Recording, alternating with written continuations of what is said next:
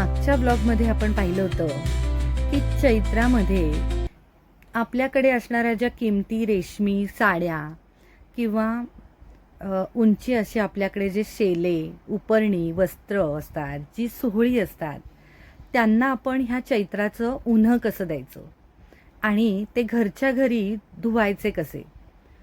पण यावेळी मात्र मी ह्याच अशा अगदी किमती उंची रेशमी अशा साड्या ज्या अगदी आपण एखाद दोन वेळी घातल्या असतील आणि त्या आपल्याला जर ड्रायक्लीन करायला द्यायच्या नसतील बाहेर, तर आपण त्या घरच्या घरी पेट्रोल वॉश न करता आपण ड्रायक्लीन कशा करू शकतो ते पाहणार आहोत. श्री हरिहर ओम श्री सांब सदाशिव नमस्तु शुभम भवतु. सर्वांना माझा प्रेमपूर्व नमस्कार. आराध्य कृपेने कलेच्या विश्वामध्ये आपल्या या artisan vision of life canvas परिवारामध्ये मी कला साधक तुम्हा सर्वांचे मनापासून खूप खूप स्वागत करते. आणि एकच बोलावंसं वाटतं, जगा वेगळं व्हायचं असेल तर जगा वेगळं. आता इथे पहा, हा तुम्हाला टॅग दिसत असेल. याचा अर्थ असा आहे की ही साडी मी ड्रायक्लीनला दिली होती आणि मी मागच्या ब्लॉगमध्ये सुद्धा दाखवलेली जी पांढरी साडी होती ते सुद्धा मी ड्रायक्लीन करून आणली होती. परंतु ड्रायक्लीन करून झाल्यानंतर ज्या माझ्या साड्यांचे हाल झाले ते पाहून मला असं वाटलं की आपण उगाच ह्या साड्या बाहेर देतोय आणि ज्या चुका मी केल्या आहेत आणि त्यामुळे माझं जे नुकसान झालंय ते मला असं वाटतं की इतरांचं होऊ नये, त्यामुळे मी हा ब्लॉग करायचं ठरवलं. आणि त्यासाठी पहा, आता इथे मी काय केलंय, हे एक प्लास्टिकचं टब घेतलंय आणि त्यामध्ये आपण जे पिण्यासाठी पाणी वापरतो, यामध्ये आपल्याला क्षारयुक्त पाणी अजिबात वापरायचं नाही आहे. किंवा आपण जे बोरिंगचं वगैरे जे पाणी म्हणतो ना, अगदी स्वच्छ पाणी जे पिण्यासाठी आपण पाणी वापरतो ते घ्यायचं आहे. आणि त्यामध्ये आपल्याला थोडंसं शॅम्पू आणि कंडिशनर किंवा जे कपड्यांसाठीचं जे लिक्विड सोप असतं ते आणि कपड्यांसाठीचं कंडिशनर येतं ते आपल्याला अगदी थोड्या प्रमाणात, मी इथे तुम्हाला हातावर घेऊन दाखवलं आहे तेवढ्यासाठी की आपल्याला ते किती प्रमाणात घ्यायचं आहे आणि पाणी पण किती आहे ते. आणि काय ना की हे पाण्याला आपल्याला खूप फेस करायचं नाही आहे, कारण आपण ह्या साडीला किंवा जे काही वस्त्र आपलं जे असेल रेशमी वस्त्र ते आपण पाण्यात भिजवणार नाही आहोत. फक्त ह्या पाण्याचा वापर करून आपण ती साडी स्वच्छ करणार आहोत. तेव्हा आता पहा, मी तुम्हाला ह्या साडीची अवस्था दाखवते. म्हणजे ड्रायक्लीन करून आणल्यानंतरची ही साडी अशी आहे. आणि मला इतकं वाईट वाटतंय, कारण ही खूप मला आवडणारी साडी आहे आणि ती एका ठिकाणी खरं तर म्हणजे थोडी डॅमेज पण झाली आहे. आता कायच बोलू मला तेच कळत नाही. म्हणजे आपण ही साडी खरं तर मी ना दिवाळीमध्ये लक्ष्मीपूजनाला घातली होती आणि मधल्या काळामध्ये थोडासा मला वेळ होत नव्हता, म्हणून मी म्हटलं की आपण ही ड्रायक्लीनला देऊयात. आणि काही वेळेला असं वाटतं ना आपल्याला की आपल्यापेक्षा जे त्यातले तज्ज्ञ असतील किंवा त्याच्यातली माहितगार लोक असतील ते जरा जास्त चांगल्या पद्धतीने, म्हणजे एवढी महागातली साडी किंवा किमती साडी जी आहे ती आपण घरी न धुता थोडंसं आपण त्याला बाहेर धुवायला देऊयात, ड्रायक्लीनला देऊयात. आणि इथेच माझी चूक झाली. आणि खरं तर हे ड्रायक्लीनर्स अगदी नामांकित आहे, म्हणजे कोणत्याही ठिकाणी दिलेली नव्हती ही साडी. अगदी चांगल्या ड्रायक्लिनर्सकडे दिलं होतं मी, तरीसुद्धा पहा ही साडी कोणत्याही, म्हणजे त्याची इस्त्रीसुद्धा, म्हणजे सुरकुत्यासुद्धा त्याच्या जर हटलेल्या नसतील तर ती साडी कशा पद्धतीने ड्रायक्लीन केली आहे ह्याचा मला खरं तर खूप मोठा प्रश्न पडतोय. आणि आधीपेक्षा ती जरा जास्तच चुरगळलेली किंवा त्याच्यावरती अजिबात, म्हणजे आपण जी चमक असायला हवी, त्याची जी शाईन असायला हवी, ती सगळी त्याची कमी झाली आणि मला इतकं दुःख होतंय. आता इथे पहा, मी ते स्वच्छ करण्यासाठी असं कॉटनचं कापड घ्यायचं आहे आपल्याला.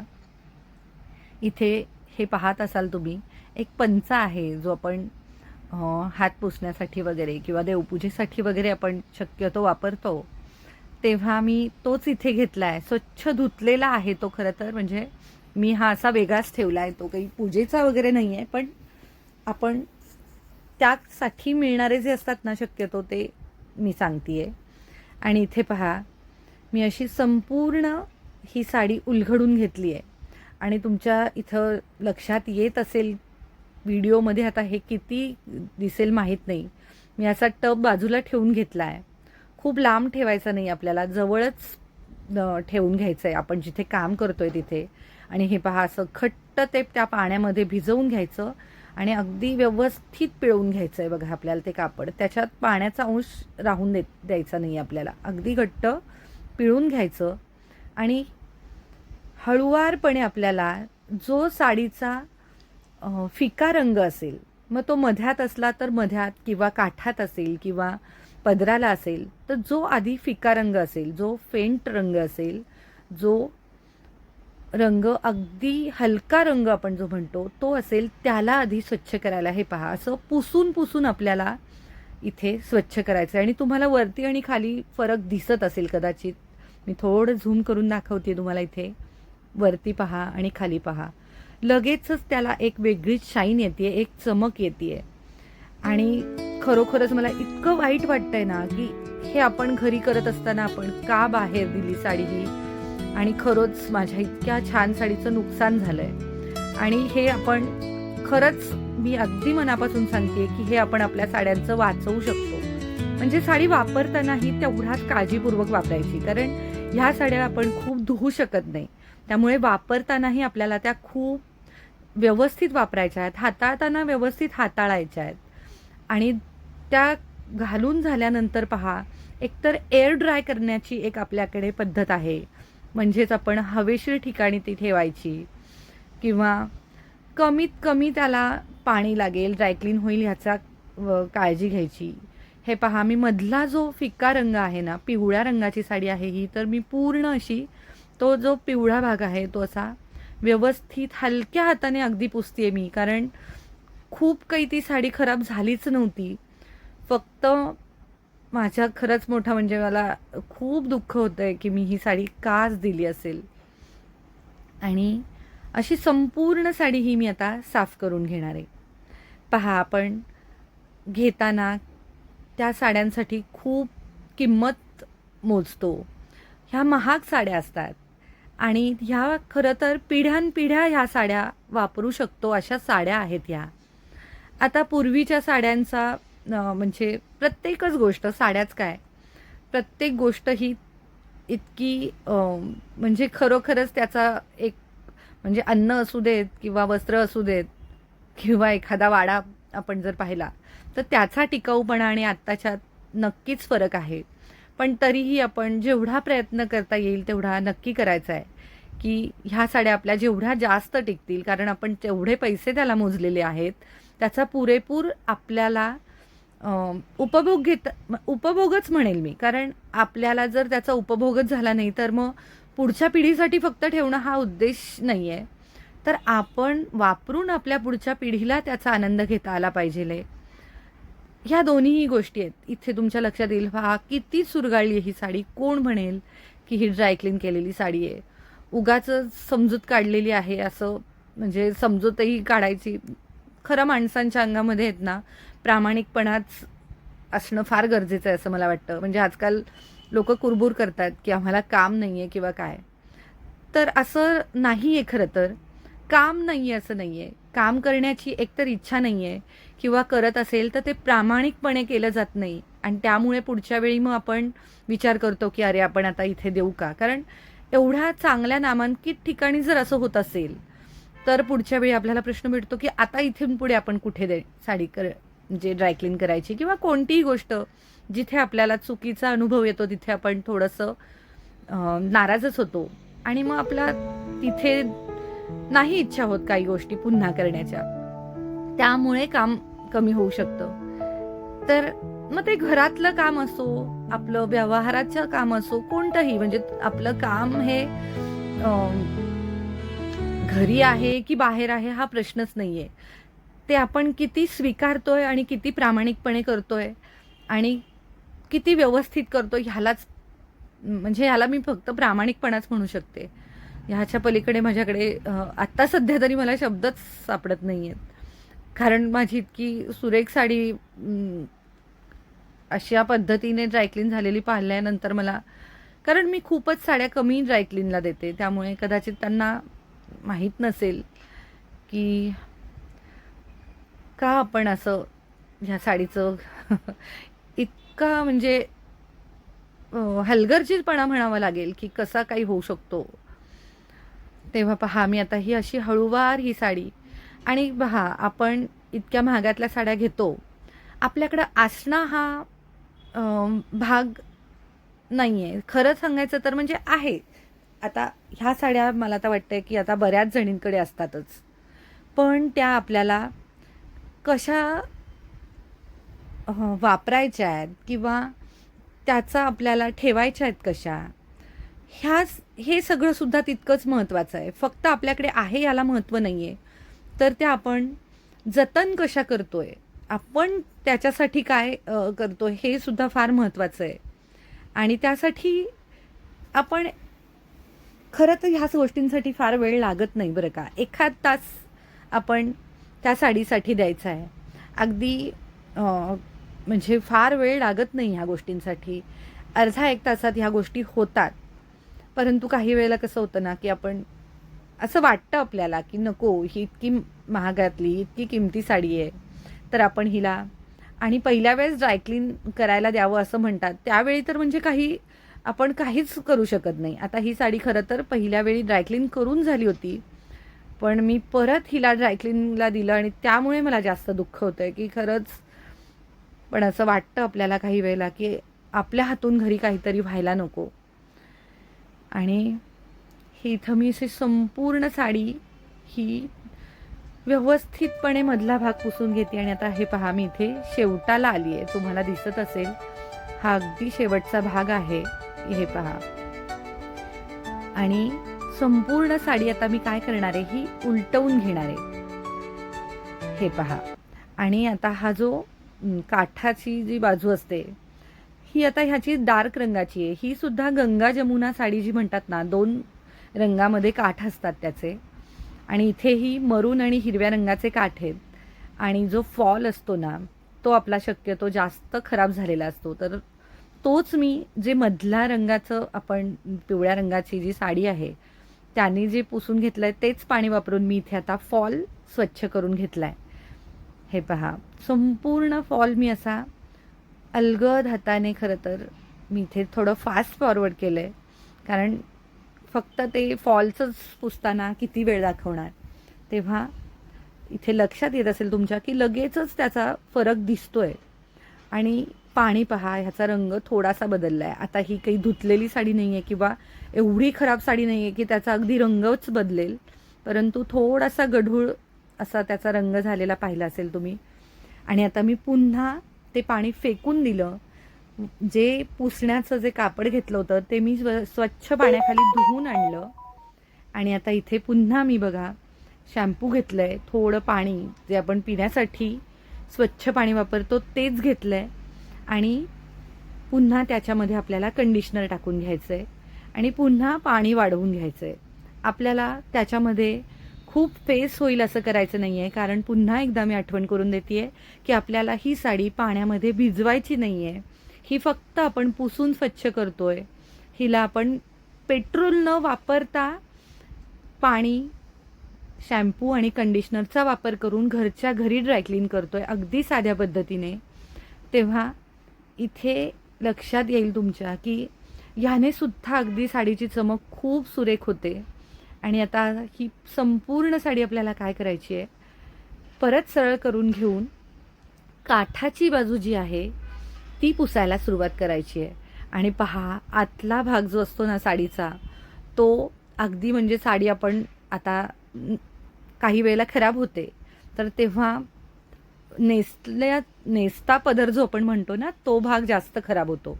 पण आतमधला पदर पाहिला ना, तर तो खरोखरच इतका सुंदर असतो आणि ती साडी फेकण्याचा अजिबात मनात येत नाही.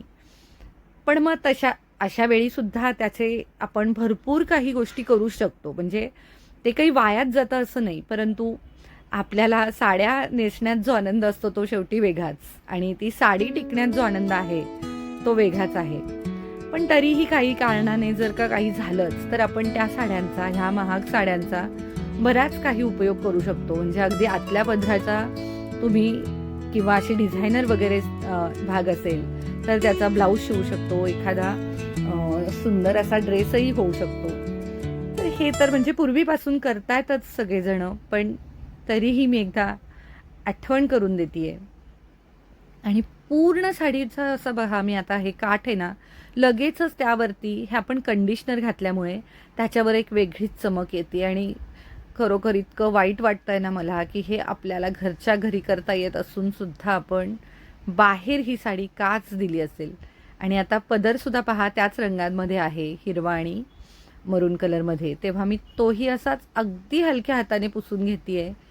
थोडं इथे मी फास्ट फॉरवर्ड करून दाखवतेय, कारण फक्त पुसण्याव्यतिरिक्त असं वेगळं काहीच करत नाहीये मी. आणि आता पहा, एक बाजू झाल्यानंतर आता पुन्हा दुसरी बाजू मी अशीच पुसून घेणार आहे.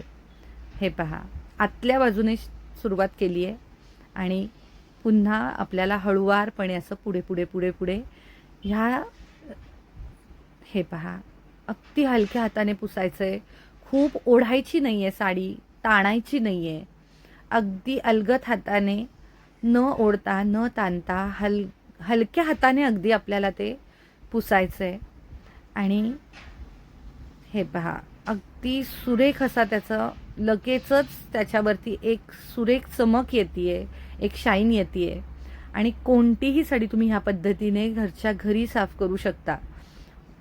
हे पहा, संपूर्ण साडी ही मी अशी स्वच्छ करून घेतली आहे. तुम्ही पण, तुम्हाला असं वाटत असेल ना की आपल्याला हे जमेल का नाही, तर अगदी साड्या, ज्या साध्या साड्या असतात ना, तिथून सुरुवात करा आणि मग ते करून पहा. किंवा आपल्याकडे ज्या वर्कच्या साड्या वगैरे असतात तर त्याही कशा धुवायच्या, तर त्याही आपण एकदा पाहूच यात. पण ह्याच पद्धतीने आपण त्याही साड्यांना धुवू शकतो. किंवा इथे पहा, ह्या साडीवर सुद्धा जी एक वर्क आहे, तर पहा ना, इथे किती चुरगळलेली ती साडी दिसतीये आणि हे ड्रायक्लीन केली असं म्हणतायत. का असं म्हणजे लोकांना फसवावंसं वाटतं ना, ह्याचा खूप मोठा प्रश्न पडतो मला. आणि आपल्या किती भावना असतात ना ह्या साड्यांमध्ये खरं तर, की ही कधी तुम्ही विचार करा की एखादी छोटी मुलगी पहिल्यांदाच साडी घालत असेल, ती साडी असू शकते किंवा नववधूची असू शकते, शालू म्हणा, किंवा तिचं बऱ्याच साड्या अगदी पहिल्यांदा घातलेल्या अशा असू शकतात. किंवा एखादा आपल्या इथे ओटी भरण वगैरे असतं तेव्हाची एखादी साडी असू शकते. किंवा एखादं बारशाची, वास्तुशांत घरामध्ये असणारी पूजा किंवा जवळच्यांच्या काही कार्यक्रमामध्ये वगैरे घेतलेली. तर ह्या किती आठवणी असतात. आणि जर कोणी त्याचा असा हलगर्जीपणामुळे दुसऱ्यांच्या जर आपल्याला ते भोगावं लागलं तर खरंच खूप वाईट वाटतं. आणि इथे पहा, हे मी साडीचा कोपऱ्यापासून आता इस्त्री करायला सुरुवात केली आहे. आणि ही साडी मी संपूर्ण उलटी करून घेतली आहे, कारण ह्याला वर्क आहे, त्याच्यावरती अगदी छोटे छोटे असे खडे आहेत, तर ते खड्यांवरती इस्त्री घासली जाऊ शकते. त्यामुळे संपूर्ण साडी मी उलटी करून घेतली आहे. आणि काय होतं, ही जी जर असते ना, ती सुद्धा काही वेळेला जी उष्णता असते इस्त्रीची, त्यामुळे थोडीशी हलकीशी त्याचा रंग, म्हणजे जी चमक असते जरीची, ती कमी होऊ शकते. तर आपण काय करायचं ना, की थोडंसं त्याला उलटं जर केलं तर डायरेक्ट जी हीट त्याला लागणार आहे, जी उष्णता त्याला लागणार आहे, त्याच्यावरती थोडंसं आपल्याला कंट्रोल करता येऊ शकतं. त्याच्यावरती आपल्याला थोडंसं म्हणजे आपण त्याला इथे पहा, आता मी हळूवार अगदी इस्त्री फिरवली आहे, पण ती तिथे होत नव्हती म्हणून आपण जे पाणी केलेलं होतं ना, हे शॅम्पू आणि कंडिशनरचं, असंच थोडंसं पाणी करून घ्यायचं आणि ओल्या कापडाने थोडासा हात फिरवून घ्यायचा आणि इस्त्री करायची. मग हीच गोष्ट तुम्ही सायमल्टेनियसली, म्हणजे दोन्ही एकत्रितपणे करू शकतात. म्हणजे एकीकडे पुसत जायचं आणि जिथे पुसलंय तिथे लगेच इस्त्री फिरवत जायचं. असं दोन्हीही एकत्रितपणे जर करता आलं तरीही होऊ शकतं. पण आता इथे मला व्हिडिओही करायचा आहे, त्यामुळे मी दोन्ही काही तसं दाखवलं नाही आहे. पण तसंही करता येऊ शकतं की आपण जेवढा भाग पुसून घेतलाय, लगेच तेवढ्या भागामध्ये इस्त्री फिरवून घ्यायची. त्यामुळे काय होतं ना की ते थोडंसं ओलसरपणा असतानाच त्याच्यावरती इस्त्री फिरल्यामुळे लगेचच सुरकुत्या व्यवस्थित होऊन जातात. आणि इथे पहा, मी आता पुन्हा ते कापड फिरवते इथे, की इथे खूप सुरकुत्या आहेत. मला असं वाटतं की त्या म्हणजे इस्त्री केल्या तरी ते वाटतंय नाही माझं करून झालं इथे, आणि ते नाही जात आहेत त्या, कारण ज्यांनी कोणी ड्रायक्लीन केलेलं आहे त्यांनी व्यवस्थित त्या चुरगळलेल्या पद्धतीनेच त्याच्यावर इस्त्री फिरवली आहे की काय असं वाटतंय. त्यामुळे थोडंसं ओलसर, कारण पहा आपण कधी पण पाण्याची स्प्रे मारतो, शिंतोडे मारतो इस्त्री करताना, पण सिल्कसारख्या गोष्टींवरती आहे ना अगदी पाण्याचे सुद्धा डाग दिसतात. तेव्हा इथे ती अजिबात चूक करायची नाही आहे. आपल्याला इस्त्री करताना ओलं जे आपण कापड घेतलं आहे त्यामध्ये थोडंसं शॅम्पू आणि कंडिशनरचं त्यामध्ये अंश असायला, मी अंश म्हटलं आहे, अगदी म्हणजे अतिशय कमी प्रमाणात, म्हणजे त्या पाण्याचा रंगसुद्धा बदललेला दिसला नाही पाहिजे, त्याचा फेस नाही व्हायला पाहिजे, इतक्या कमी प्रमाणामध्ये ते घेऊन आपल्याला ते साफ करायचं आहे. इथे पहा, तुम्हाला दिसत असेल ही मागची बाजू आहे तरीसुद्धा त्याची चमक ही लगेचच एक वेगळ्याच पद्धतीने दिसतीये. आणि खरंच असं वाटतंय की ही आधीच मी जर केलं असतं ना तर खूप बरं झालं असतं. पण माझं जे नुकसान झालंय ना ते खरोखरच इतर कोणाचं होऊ नये अशी माझी खूप मनापासून इच्छा आहे. कारण ह्या आपल्याकडे असणाऱ्या गोष्टी म्हणजे ह्या फक्त वस्तू नाही आहेत, तर त्या भावना आहेत असं मला वाटतं. आणि ह्या भावना जपायला आपण शिकायला हवं. इथे पहा ही साडी, इकडे लक्षात येत असेल मी केलेली इस्त्री, आणि इथे पहा म्हणजे ही ड्रायक्लीन तर नाही, इस्त्री म्हटले असते ना तरी मी मान्य केलं असतं की हो केली आहे इस्त्री, पण ड्रायक्लीन तर नाहीच आहे. हे पहा, संपूर्ण साडी ही अशी त्यांनी इतकी विचित्रपणे ती हे करून दिली आहे ना की म्हणजे मी कायच बोलू म्हणून मला कळत नाही आहे की काय बोलावं आता. हे पहा, आणि आता तुम्हाला मी इथे दाखवते, इकडे जो भाग दिसतोय ना खालचा, माझ्या बोटाच्या खाली जो भाग आहे तो मी इस्त्री केलेला आहे, आणि पुढे जो भाग आहे बोटाच्या तो त्यांनी ड्रायक्लीन केलेला तो भाग आहे. म्हणजे मला हसू येतं आता ह्या ड्रायक्लीनचं, आणि असं वाटतंय की खरं तर त्या ड्रायक्लिनर्सचं नाव घ्यावं, पण आपला हा उद्देशच नाही आहे की कोणाचं तरी नाव खराब करणं. फक्त प्रत्येकाला ह्याची जाणीव असावी की समोरच्याचं नुकसान होऊ नये ह्याची आपण काळजी घेतली पाहिजे. मी तर म्हणते ड्रायक्लिनर्सच का, आपण काही वेळेला प्रेमाने एखाद्याची साडी नेसायला आपण मागतोही, किंवा एखादं प्रेमाने घाल माझी साडी, घडी मोड, अगदी आपण घडी मोडायला, हे घडी मोडणं प्रकरणसुद्धा फार वेगळं आहे बरं का. याच्यावरही आपण एकदा बोलूयात की पूर्वी आपली साडी ही एखाद्या आपल्या प्रियजनाला घडी मोडण्यासाठी दिली जायची, आणि त्याही आधी म्हणजे खरं तर आपल्या घरामध्ये देवघरामध्ये नेऊन त्याचा एक रेशमाचा धागा काढून तो लक्ष्मीच्या वरती चढवला जायचा, आणि मग पूजा करून हळदी कुंकवाचं बोट लावून त्या साडीच्या पदराला ती साडी घातली जायची. म्हणजे आपण इतका त्याला मान देतो, आणि तेव्हा आपण एखाद्याची साडी जर नेसली असेल तर ती साडी आपण किती प्रामाणिकपणे आणि किती व्यवस्थित वापरली पाहिजे. आपणही वापरताना आणि ती परत देताना आपण ती ज्या परिस्थितीत ती आपल्याकडे आली आहे, कदाचित त्यापेक्षा हे पहा इथे अक्षरशः म्हणजे त्यांनी इतकी, ही मी म्हटलं ना की डॅमेज झालेली साडी आहे, तर ही इतक्या पद्धतीने त्यांनी माझी साडी ही डॅमेज केली आहे. आता ह्याला मी काय करू म्हणून मला खूप प्रश्न पडला आहे, आणि खूप वाईट वाटतंय, खरंच खूप वाईट वाटतंय. आता पाहूयात काय करता येईल, हे पुढे मी नक्कीच काहीतरी करेलच. रफू वगैरे तर करणं आहेच आहे, पण शेवटी एक संधपणा आणि रफू म्हणजे आपण म्हणतो ना, एकदा जर म्हणजे नाही का कापलं गेलं तर पुन्हा ते सुरळीतपणे जोडणं फार अवघड असतं. तेच आहे इथे पहा. आणि ही मी करते इस्त्री. आपण पहा घरी इस्त्री करतो, आणि आपल्या ही जी आत्ताच्या ज्या इस्त्री आहेत त्या सगळ्याला इथे पहा ही इस्त्री, म्हणजे कायच बोलू मी आता. हे बघा, मी झूम करून दाखवते, ही ड्रायक्लिनर्सनी केलेली इस्त्री असं त्यांचं सो कॉल म्हणणं आहे. तर काय बोलावं आता. मी इथे दाखवते तुम्हाला अगदी. हे पहा, 1 मिनिटात त्याची इस्त्री झालेली आहे आणि हे ड्रायक्लिनिंग्सकडे झालं नाही आहे, तर आपण का बोलायला नको. कदाचित मी लगेचच उघडून बघितलं असतं तर माझ्या लक्षात आलं असतं, पण मी तेवढं म्हणजे तर माझ्या लक्षात आलं होतं की नाही झालं, पण इतक्या पद्धतीने ती हे झाली असेल असं मला वाटलं नाही. पण ठीक आहे. आणि ही संपूर्ण फॉल पहा, हा असा चुरगळलेला आहे. तेव्हा मी आता ह्याच्यावरून संपूर्ण अशी व्यवस्थित इस्त्री करून घेते. आणि आत्ताच्या इस्त्रीसुद्धा इतक्या सुंदर असतात, म्हणजे त्याला प्रत्येक कापडासाठी वेगळा मोड दिलेला आहे. म्हणजे तुम्ही जर कॉटन वापरणार असाल तर कॉटनसाठी वेगळा मोड आहे, शिफॉनसाठी वेगळा आहे, सिल्कसाठी वेगळा आहे. म्हणजे प्रत्येक जे कापड आहे त्यासाठी वेगळा त्यांनी मोड दिलेला आहे. फक्त ते आपल्याला चेंज करून, आणि त्यामध्येही स्टीम आयर्न असतं.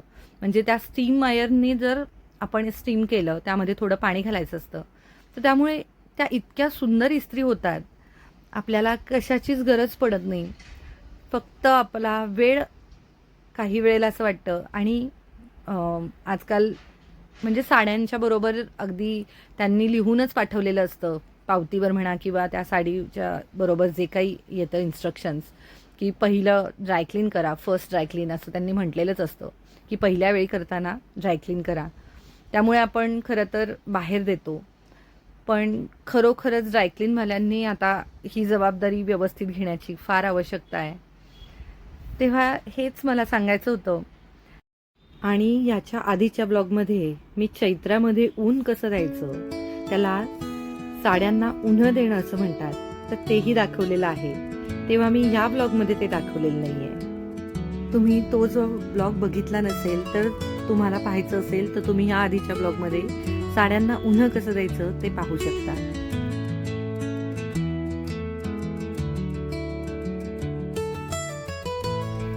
तेव्हा पहा, मी नेहमी म्हणत असते की कला आणि रंग यांविषयी मी नेहमीच बोलते. तेव्हा हेच ते रंग आहेत आणि हीच ती कला आहे. आता साडी म्हणजे ही फक्त एक साडी नसून खरोखरच ती एक कला आहे, कारण ती एका विणकराने एक एक धागा घेऊन ती साडी विणलेली आहे आणि त्यामध्ये वेगवेगळे रंग भरलेले आहेत. एक विचार आहे साडी म्हणजे, असं मला वाटतं. आणि प्रत्येक कला म्हणजे त्यामध्ये एक विचार आहे. तेव्हा आता इथेच मी ह्या ब्लॉगची सांगता करते. आणि हा माझा प्रयत्न तुम्हाला कसा वाटतोय, हा माझा प्रयत्न तुम्हाला आवडला का, हे मला प्रतिक्रियेमध्ये नक्की सांगा. आणि वेगवेगळे भाग पाहण्यासाठी, वेगवेगळे विषय पाहण्यासाठी ही माझी यूट्यूब वाहिनी, अर्थात या artisan vision of life canvas या वाहिनीला, हिला पसंती द्या, तिचा प्रसार करा आणि तिचं सभासद व्हा. अर्थात लाईक, शेअर आणि सबस्क्राईब करा. आणि बेल आयकॉनवर क्लिक करायला अजिबात विसरू नका, म्हणजे नवीन भागाला की तुम्हाला लगेच मिळेल. पुन्हा भेटूयात पुढच्या नवीन भागामध्ये अजून एका सुंदर अशा वेगळ्या रंगांची उधळण करण्यासाठी. तोपर्यंत सर्वांनी आपापल्या आयुष्यातही सुरेख रंग भरत रहा. धन्यवाद.